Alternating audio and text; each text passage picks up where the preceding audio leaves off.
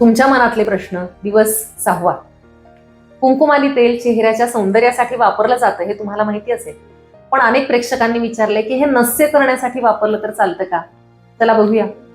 तर कुंकुमादी तेल हे प्रामुख्यानं त्वचेचा ग्लो वाढवणारं औषध आहे. त्यात केशर, मंजिष्ठा, पद्मक, चंदन, वाळा अशी अनेक त्वचेसाठी उपयुक्त औषध आहेत. नस्यासाठी मात्र आयुर्वेदामध्ये तेल किंवा तूप यांचा उपयोग करून बनवलेली खूप औषधं सांगितलेली आहेत.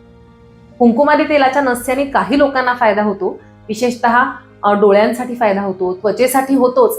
केरळच्या परंपरेमध्ये तर केस पांढरे होतात किंवा गळतात, त्यासाठी हे तेल नस्य करण्यासाठी वापरण्याची पद्धत आहे. खूप सर्दी असेल तर त्यामध्ये सुद्धा केसरांनी नस्य केलं जातं.